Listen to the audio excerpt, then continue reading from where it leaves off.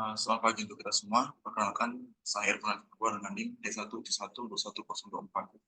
Baik, di sini saya akan presentasikan mengenai perbaikan untuk hasil laporan mata kuliah Statistika Industri dengan judul yaitu ukuran pemusatan data dan ukuran penyebaran data dengan langsung pengampu yaitu Ibu Ernisa STP Messi. Yang pertama itu, apa itu statistika? Jadi, statistika itu merupakan salah satu cabang keilmuan yang mempelajari bagaimana cara mengumpulkan, mengolah, menampilkan, serta menyimpulkan data untuk keperluan dalam pengambilan suatu keputusan, manfaatan suatu keputusan. Manfaatan statistika untuk mendukung dalam pengambilan keputusan diterapkan dalam berbagai bidang keilmuan lainnya, seperti dalam bidang industri, ekonomi, sosial, kesehatan, dan sebagainya. Data yang telah diolah sampai mendapatkan suatu kesimpulan dapat digunakan sebagai salah satu bukti ilmiah yang dapat dipertanggungjawabkan kebenarannya. Selanjutnya itu ada apa itu ukuran pengusutan data. Nah, ukuran pengusutan data adalah statistik ringkasan yang mewakili titik tengah atau nilai tipikal untuk kumpulan data yang berbeda. Ukuran ini menunjukkan di mana sebagian besar nilai berada dalam distribusi dan juga dikenal sebagai lokasi pusat distribusi. Yang pertama itu ada MEAN. MEAN itu adalah rata-rata nilai hasil dari pembagian sekelompok data yang dibagi dengan jumlah data tersebut. Rata-rata atau MEAN dapat dihitung. Yang pertama itu terbagi menjadi dua ya.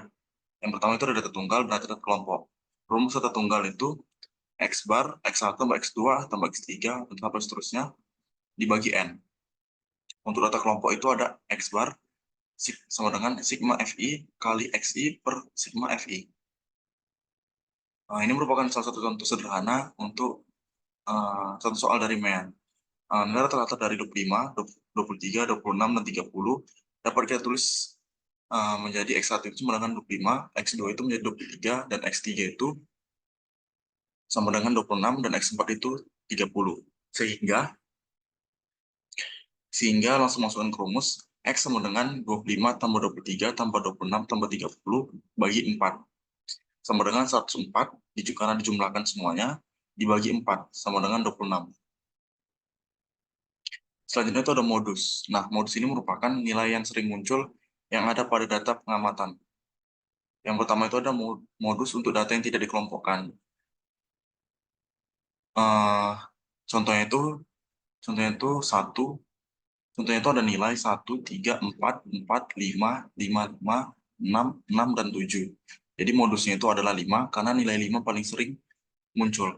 Selanjutnya itu ada modus untuk data yang tidak dikelompokkan. Dengan rumus itu MO sama dengan TB tambah D1 per D1 tambah D2 dikali P. Selanjutnya itu ada median. Median itu adalah nilai tengah dari sekelompok data yang disusun dari nilai terkecil hingga nilai terbesar. Di sini ada rumus median data tunggal.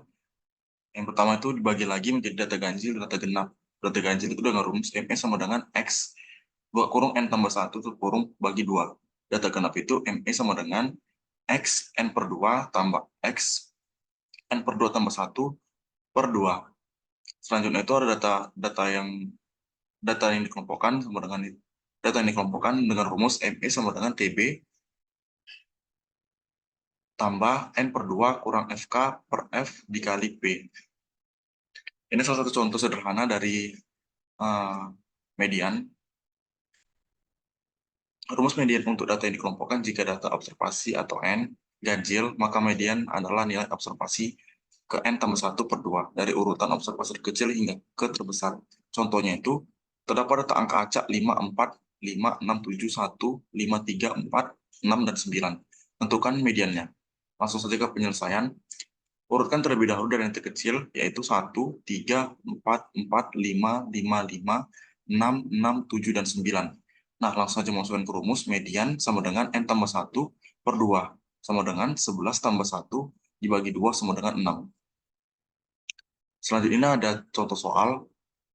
Terdapat sumber data berupa angka acak seperti berikut ini. Susunan data tersebut ke dalam tabel frekuensi. Nah, langkah pertama itu kita susun terlebih dahulu dari angka terkecil hingga angka terbesar. Langkah kedua itu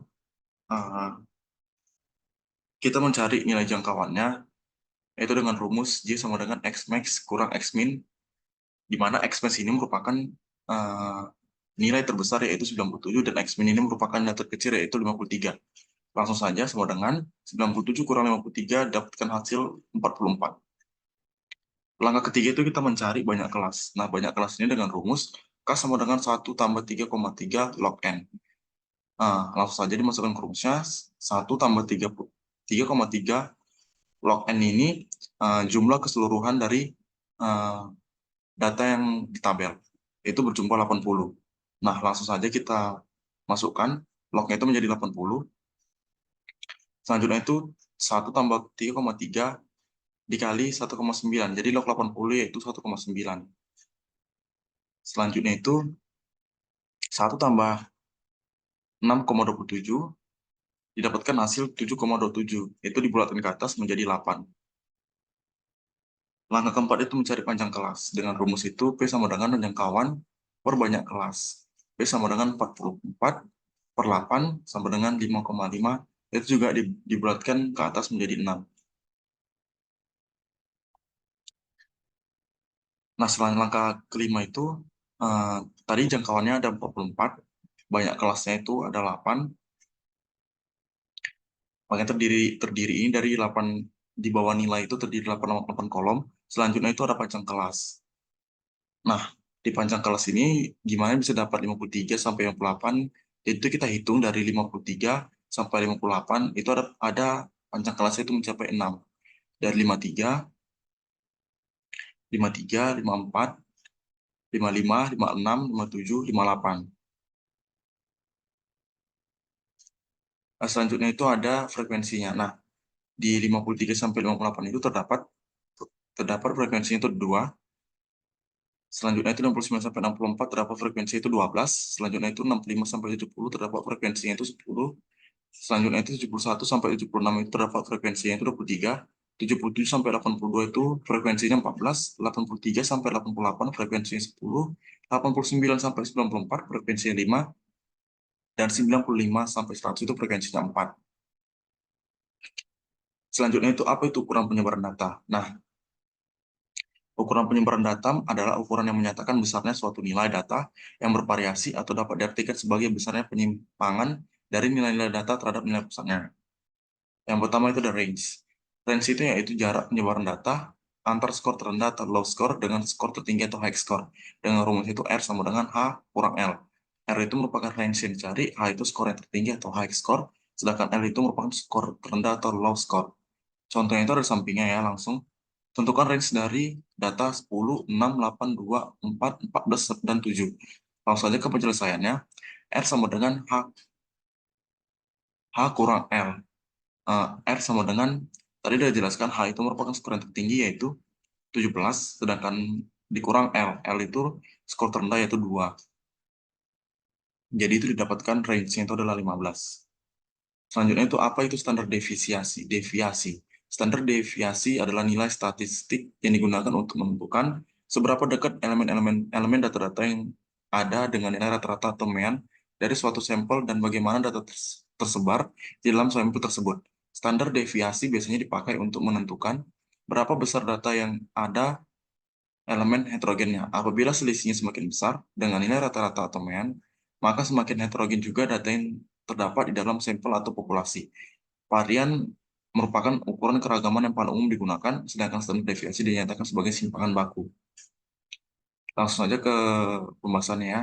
Di sini ada rumus dari standar deviasi. SD sama dengan akar sigma FI kurang XI kurang X min 2 per N. Sedangkan dengan keterangan yaitu X itu standar deviasi, X itu nilai X ke I, X bar itu rata-rata, dan N itu merupakan ukuran sampel. Sedangkan untuk varian rumusnya itu S pangkat 2 sama dengan sigma XI kurang X per N kurang 1, di mana keterangannya itu X pangkat 2 itu merupakan varian, X itu merupakan nilai X ke I, X bar itu rata-rata, N itu ukuran sampel, dan sigma itu merupakan jumlah. Nilai varian yang dihasilkan adalah nilai itu yang bentuknya kuadrat. Misalnya jika satuan rata-rata adalah gram, variannya adalah gram kuadrat.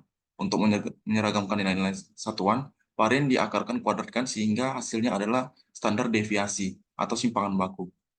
Nah, ini merupakan salah satu contohnya, langsung saja ya. Tentukan simpangan baku dari data tunggal berikut, yaitu 5, 9, 7, 6, 7, 8, 12, 10, dengan N sama dengan 8. Penyelesaiannya itu X bar sama dengan sigma XI per N.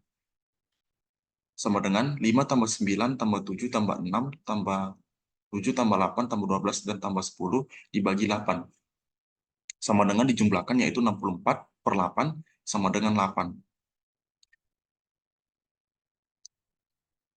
Selanjutnya itu sigma X kurang X bar sama dengan 5 kurang 8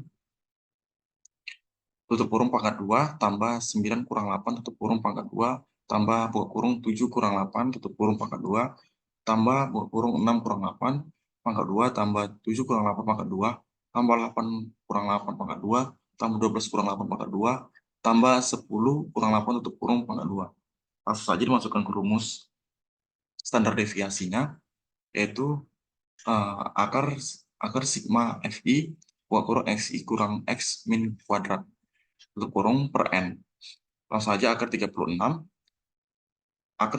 per 8 didapatkan standar deviasinya sama dengan akar akar 36 per 8 sama dengan 18 kurang 18 per 8 sama dengan 3 per 2 akar 2. Baik, baik. Terima kasih. Demikianlah hasil presentasi saya. Kurang lebihnya saya mohon maaf jika ada salah kata. Terima kasih.